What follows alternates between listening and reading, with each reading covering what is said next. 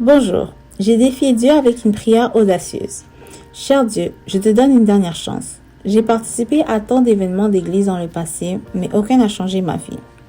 Ayant grandi dans une famille adventiste du 7e jour en Malaisie, je suis allée à l'église et j'ai participé au service de culte dès ma plus tendre enfance. Mais je ne trouvais aucune joie dans les choses spirituelles. J'ai aimé sortir avec un homme non chrétien pendant 8 ans. J'appréciais mon emploi bien rémunéré de professeur de musique dans une école internationale, mais je manquais de paix. Alors, j'ai prié Dieu et je suis allée à l'école biblique organisée par l'Église. Les membres de l'Église me disaient comment agir en tant qu'adventiste, mais je n'ai jamais eu de relation personnelle avec Dieu. À l'école biblique, j'avais besoin d'un lien personnel et direct avec Dieu, associé à une vie de prière où je demandais constamment le Saint-Esprit. En étudiant le sanctuaire, j'ai appris l'amour sacrificiel de Dieu. J'ai appris qu'il a le pouvoir de pardonner tous mes péchés et que son désir le plus profond est de vivre avec moi pour toujours. L'amour de Dieu a complètement englobé tous les vides et les brisures de ma vie. J'ai donné mon cœur à Jésus et il a commencé à agir avec audace dans ma vie.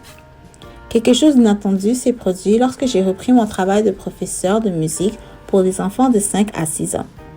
À l'école, on attendait de moi que j'intègre aux leçons de musique des célébrations mondaines impliquant le Père Noël, les elfes, les fées et les sorcières.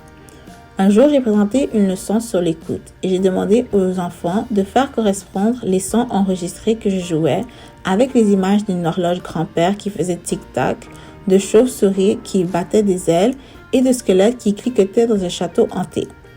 À ma grande surprise, mes 2 meilleurs élèves, Ethan et Lucas, n'ont pas voulu participer. Ils se sont bouchés les oreilles pendant que je faisais les bruits et ont ensuite refusé de participer à une chanson sur le château hanté. À la fin de la classe, je les ai confrontés. « Qu'est-ce qui ne va pas avec vous deux aujourd'hui ?» J'ai demandé. « Pourquoi ne faites-vous pas ce que vous êtes censé faire ?» Ethan s'est tourné vers moi et a dit « Je suis un chrétien, je ne peux pas écouter ça. » Puis le pauvre garçon a éclaté en sanglots. Lucas s'est tourné vers moi et a hoché la tête solennellement. C'était l'une des plus grandes réprimandes que j'ai reçues dans ma vie. Dieu m'a parlé puissamment à travers ces petits garçons.